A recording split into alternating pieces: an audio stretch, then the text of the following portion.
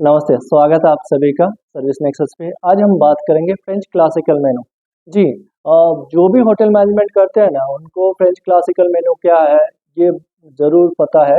कितना पता है वो मुझे मुझे नहीं पता है, पर एक चीज़ है, मैं चाहता हूँ हर एक होटेलियर जो F&B सर्विस में है, उनको फ्रेंच क्लासिकल मेनू क्या है, कंपल्सरी पता होना ज़रूरी है। ये इसलिए बोल रहा हूँ कि जब कोई भी होटल्स में या रेस्टोरेंट में आप जाते हो इंटरव्यू के लिए, वो शायद ये चीज़ ज़रूर पूछेंगे कि फ्रेंच क्लासिकल मेनू क्या है और ये कितने कोर्स का है। जी हाँ, अभी आपका जो कन्फ्यूज़न है ये दूर करता हूँ। पहले कि फ्रेंच क्लासिकल जो मेनू है, ये 17 तरीके का था। 17 कोर्स ऑफ मेनू। अब ये कोर्स क्या होता है? जैसे कि हम आम आदमी जब भी घर पे खाना खाते हैं तो क्या खाते हैं? एक दाल, चावल, रोटी, सब्जी, सलाद, ठीक है? और शायद एक स्वीट डिश। मिनिमम अभी सोचो ना, आप 5 या 6 हो गए आम आदमी के लिए, ठीक है। और ठीक इसी तरह जो फ्रेंच क्लासिकल मेनू है वो 17 तरह के होते हैं। इसमें स्टार्टर से लेकर डेजर्ट तक सारे कोर्स आते हैं, तो इसीलिए इसे फ्रेंच क्लासिकल मेनू कहा जाता है। अब मैं कहूँगा जो फ्रेंच क्लासिकल मेनू का जो पहला है वो क्या है? पहला है ऑदेव। ये प्रोनाउंसिएशन बहुत अलग है, जब स्पेलिंग देखोगे तो बहुत अलग रहेगा, तो आप इस पे मत जाना। मेरा कहने का मतलब ये है कि आपको मैं ये समझा रहा हूँ कि फ्रेंच का जो टर्म है उसे वो टर्म क्या है, फिर इंग्लिश में क्या कहते हैं, ठीक है। ये दोनों टर्म का एक टेबल मैं आपको बना के दे दूंगा, आप मुझे कैप्शन में देख सकते हैं इसे, ठीक है। और एक ही चीज़ है, कंफ्यूज ना होइए, ये जानना बहुत ज़रूरी है। मैं चाहता हूँ हर एक बच्चा जो है, हर एक जो एम्प्लॉय जो है होटल इंडस्ट्री में, स्पेशली F&B में, उन्हें ये जानना बहुत ज़रूरी है। और ये जानने के लिए कोई बड़ा रॉकेट साइंस वाली बात नहीं है। आप आराम से इसे याद कर सकते हो, आप जैसे जैसे देखोगे आराम कर या आराम से याद कर सकते हो। मेरा कहना ये है, जब मैं आपको ये टेबल दूंगा, आप ये काम करिएगा कि जो भी ये भाषा है, आप अपने भाषा में उसे लिख के, ठीक है, याद रख सकते हो।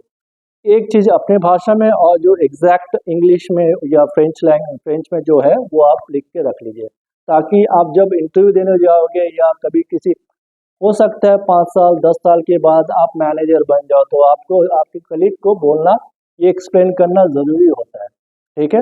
मैं चाहता हूँ कि आप ये सीख के आप उन्हें भी एक्सप्लेन कीजिए। कहने का मतलब ये है कि जितना ज्ञान आप प्राप्त करते हो उसे शेयर करो, बांटो, तो ज्ञान बांटने से बढ़ता है, ठीक है। तो पहला है अदेव। अदेव को इंग्लिश में कहते हैं एपेटाइजर, ठीक है। खाने की जो शुरुआत होती है, हल्की फुल्की जो शुरुआत होती है, वो एपेटाइजर है, ठीक है। तो दूसरा जो है पोताज। पोताज मतलब सूप। पोताज मतलब सूप, ठीक है। और तीसरा जो है उफ। उफ मतलब एग। एग का जो भी आइटम, एग। चौथा है फेरनेक्स। फेरनेक्स मतलब पास्ता या राइस का कोई भी आइटम, ठीक है। और पांचवा है पॉइजन। पॉइजन मतलब जो भी फिश का आइटम, ठीक है। और छठा एंट्री, मतलब फर्स्ट मेन कोर्स। आपको पता होगा कि मैंने एक बार आपको बताया कि जो प्लेट्स का नाम है, फुल प्लेट्स का नाम, तो फुल प्लेट के बारे में आपको क्या बताया, आप फुल प्लेट बोल सकते हैं, मेन कोर्स प्लेट बोल सकते हैं, या आंतरे बोल सकते हैं।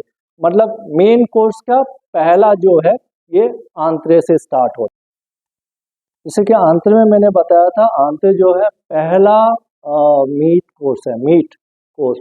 और उसके बाद आता है रिलीव। रिलीव जो है पहला मेन कोर्स है, ठीक है। इसमें कोई भी जॉइंट्स वगैरह आपको परोसा जाता है। इसके बाद आता है सॉर्बे, ठीक है। सॉर्बे, सॉर्बे मतलब आपका ड्रिंक होता है, जैसे कि आप ड्रिंक कह सकते हैं, क्योंकि इसमें क्रस्ड आइस आता है और सिरप, जो भी सिरप डाल के इसको बनाया जाता है, और एक काइंड ऑफ ड्रिंक होता है जो आपको ब्रेक देता है, ठीक है। अगला है रोटी। ROTI। रोटी का मतलब ये जो रोटी नहीं है, नॉर्मल जो हम लोग बोलते हैं रोटी, वो रोटी नहीं है, रोटी। रोटी मतलब रोस्ट आइटम, जो रोस्ट करके दिया जाता है, इसे रोस्ट रोटी बोलते हैं। तो रोटी या इंग्लिश में रोस्ट कह सकते हैं। और जो 10वां है वो है लेग्यूम्स। गेस कीजिए लेग्यूम्स क्या है। जी हाँ, लेग्यूम्स जो है वेजिटेबल को बोलते हैं। तो लेग्यूम्स या वेजिटेबल का जो आइटम्स आता है उसे सर्व किया जाता है। अगला है सलाद।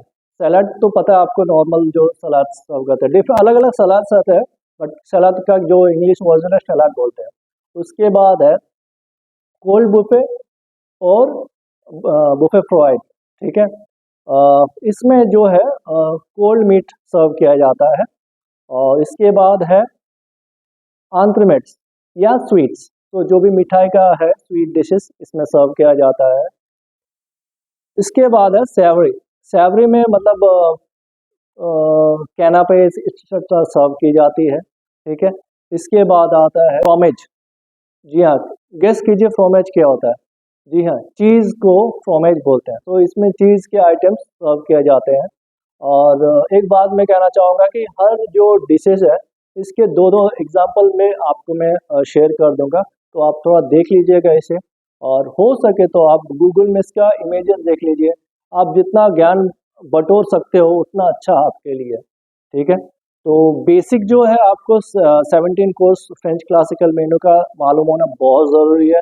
एज ए फ्रेंडली तौर पे मैं आपको सजेस्ट करूँगा, और बाकी तो जितना आप सीख सकते हो उतना अच्छा। डेजर्ट में वैसे तो आपको पता है, डेजर्ट में नॉर्मली फ्रूट्स वगैरह सर्व किया जाता है।